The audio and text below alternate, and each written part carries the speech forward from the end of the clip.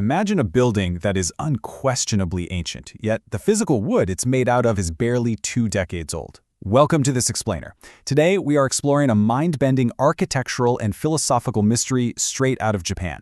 It's a story about a place that forces us to completely rethink our relationship with time, with tradition, and really with the very materials we use to build our world.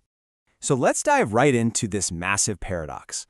How exactly can Japan's most sacred shrine be 1,300 years old, but also brand spanking new? If you were to visit this sprawling sanctuary in Mie Prefecture today, you'd be looking at structures that are widely considered the absolute spiritual heart of Japan. Yet, the physical wood you're looking at, it's, at most, a couple of decades old. Seriously, just think about that for a second. How can the most revered, ancient site in the country be younger than most of the cars parked in its visitor lot?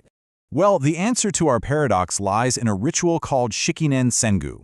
This tradition was kicked off roughly 1,300 years ago by Emperor Temu, and it is the absolute key to understanding how a building can be both ancient and completely new at the same time. You see, every 20 years, an identical plot of land right next to the shrine is prepared, and the entire sanctuary is meticulously recreated from scratch. And what is truly mind-blowing is that through centuries of wars, devastating famines, and massive societal shifts, this 20-year cycle has been religiously maintained by the community. Now let's take a look at the logistics of rebuilding, to really try and understand the massive scale of this 20-year cycle. Just to give you a sense of scale here, the 2013 rebuild alone cost roughly 55 billion Japanese yen. To put that into perspective, that's about 400 million US dollars. And what's truly astonishing is that the shrine is entirely self-sufficient. This staggering amount of money is raised without a single cent of government funding. They rely entirely on the shrine's own internal resources and the incredibly passionate private donations of its followers. And as we look to the future, the financial stakes are absolutely monumental. We're actually in the 63rd rebuilding cycle right now, which leads up to the year 2033, and projections suggest the cost could potentially double to 100 billion yen. That is a colossal financial undertaking. It's being driven entirely by soaring material costs and the immense, highly skilled labor required to execute everything perfectly by hand. The crucial thing to understand here is that this isn't some quick overnight construction job. It's a continuous, almost decade-long cycle of intense, community-driven effort. It starts with a really quiet, reverent ritual just to fell the sacred trees. Then it shifts into these massive public festivals where thousands of locals physically haul the immense, heavy logs to the shrine. And the whole thing culminates years later when the sacred mirror, which is the symbol of the sun goddess Amaterasu, is quietly relocated to the new building under the cover of absolute darkness. When you look at the sheer volume of this undertaking, it's wild. We are just talking about replacing one main pavilion. We're talking about 125 unique structures. We are talking about 150 master shrine carpenters employed full-time just to do this work. This rigorous cycle acts as an incredibly essential cultural mechanism. It preserves vital artisan skills, like ancient joinery that doesn't use a single nail, and incredibly complex thatch roofing. These are skills that would otherwise be entirely lost to modern machinery and the passage of time. But why go through all this incredible effort and expense instead of just, building it once out of stone?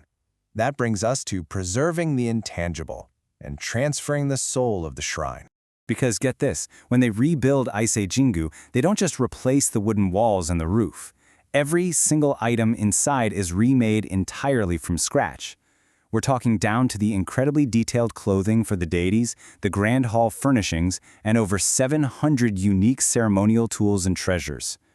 Doing this entirely shifts our focus away from preserving old physical materials and toward preserving living, breathing human skills. It's essentially an unbroken chain of human knowledge passed directly from master to apprentice. This total recreation is rooted in a deep aesthetic philosophy called Mosha. Now, in the West, we'd probably view a reproduction as a mere copy, right? Or maybe even a forgery. We highly value the original brushstroke. But under the philosophy of Mosha, the newly crafted item isn't considered a copy at all. It's viewed as a direct extension of the original object's soul. By remaking the object with the exact same traditional techniques, the technical know-how and the original feeling, the pathos, are perfectly transferred and kept vibrantly alive. There's this fantastic quote from a 14th century Buddhist priest that perfectly captures the Japanese aesthetic of mono no aware, or the beautiful pathos of things. He said, "The most precious thing in life is its uncertainty." Think about how a copper roof turns a beautiful green over time, or how autumn leaves are arguably most beautiful right before they fall. It celebrates the transience, weathering, and renewal of life. A static stone building doesn't weather and renew in that same way. It basically just slowly degrades. But wood, grown, harvested, and intentionally rebuilt, mirrors the beautiful, uncertain cycle of life itself. This brings us to a fascinating philosophical crossroads. Let's look at the philosophy of duration, and these two competing views of time and matter. Notice how Western architecture generally attempts to freeze time. We build these massive monuments out of static stone to try and defy decay, effectively embalming the past. It's almost like taxidermy, right? In this view, tradition is a relic to be put behind a pane of glass. The Japanese tradition, however, fundamentally embraces time. By using transient wood, architecture is treated as a dynamic, living organism. Tradition isn't some museum piece. It survives precisely because it is continuously performed, built, and lived right now, in the present moment. This Japanese approach actually perfectly echoes the French philosopher Henry Bergson's concept of duration. Bergson argued that we mistakenly treat time like space, chopping it up into rigid mathematical seconds and minutes, but think about how time actually feels when you are living it. It's a fluid, continuous flow. In true duration, the past isn't just some separate block sitting behind us. It continuously interpenetrates the present, always swelling and gesturing toward the future. You can actually see this spatialization of time perfectly in our calendars. The modern Gregorian calendar slaps this rigid mathematical grid over nature. This actually leads to a really funny quirk in Japan today, where the traditional month, literally named the month with no water, now hilariously falls right smack in the middle of the rainy season. The older traditional lunar calendar, on the other hand, was completely fluid. It naturally adjusted every year to the actual rhythms of life, following things like the blooming of cherry blossoms and the vital agricultural cycles. Let's pull all of this together to understand what true eternity looks like at Ise Jingu in our final section. True eternity through renewal and completing the circle of life. At the absolute heart of the Shikinen Sengu ritual is this concept called toko waka. Now, it sounds completely counterintuitive to us, but by completely tearing down the shrine every 20 years, long before that incredibly durable cypress wood can even begin to rot, the spirit of the shrine achieves a state of eternal youth and vitality. It literally never gets old, it never fades. Through constant regeneration, it is perpetually at the absolute peak of its strength. And this practice reveals the ultimate sustainability loop. They aren't just wasting timber here. Cypress trees are painstakingly cultivated in the Kiso Mountains for 200 years. That mature timber then serves the divine in the main Ise Jingu shrine for 2 decades. After that, the shrine is carefully disassembled. But the story doesn't end there. That sacred wood is then granted to other shrines across Japan, or it's beautifully repurposed into the iconic torii gate at the shrine's entrance bridge. It's just an endless, beautiful cycle of rebirth. So I want to leave you with this thought to ponder as we wrap up today's explainer.